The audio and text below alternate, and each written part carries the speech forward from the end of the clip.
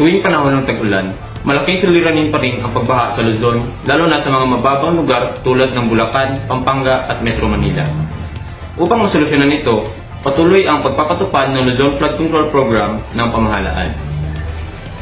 Kabilang dito ang paggawa ng floodways, pumping stations at paglilinis ng mga ilog at estero upang mapabilis ang daloy ng tubig. Ayon sa Department of Public Works and Highways, layunin ng mga proyektong ito na mabawasan ang pinsala at maprotektahan ang mga mamamayan lalo na sa pagbaha. Para sa karagdagang detalye, nasa site ngayon si Julian Chavez. Magandang araw, Julian Matthew. Nandito tayo ngayon sa Pampanga River area kung saan kasalukuyang isinasagawa ang dredging o paglilinis ng ilog bilang bahagi ng flood control project. Ayon sa mga lokal na opisyal, malaking tulong ito upang maiwasan ang pag-apaw ng tubig tuwing malalakas ang ulan. Dagdag pa nila, nihikayat din ang mga residente na makiisa sa pamamagitan ng tamang pagtatapon ng basura upang hindi maharangan ang mga daluyan ng tubig. Mula rito sa Pampanga, ako si Julian Chavez. Nag-uulat para sa Balitang Bayan. Balik sa iyo, Julian Matthew. Maraming salamat, Julian Chavez. Tunay ang malaking tulong ang kooperasyon ng mamamayan para maiwasan ang pagbaha. Samantala, sa Mindanao, patuloy na tumataas ang bilang ng mga kaso ng HIV sa South Cotabato.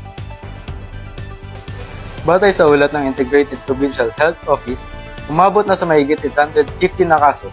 Karamihan ay mga kabataang edad 15 hanggang 34. Pinakamaraming kaso ay mula sa Coronadal City at Pulumulok. Para sa ulat mula mismo sa South Cotabato, naroon si John Bagarin.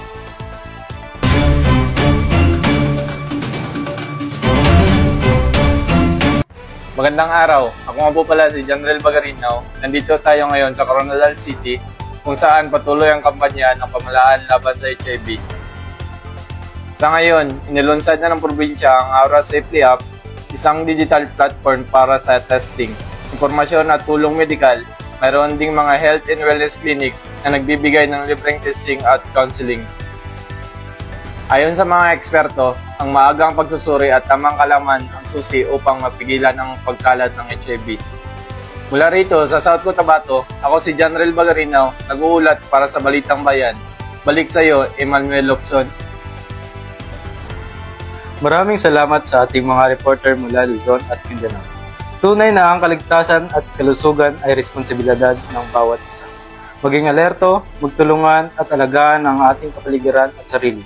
Ako po si Emmanuel Lobson para sa Balitang Bayan.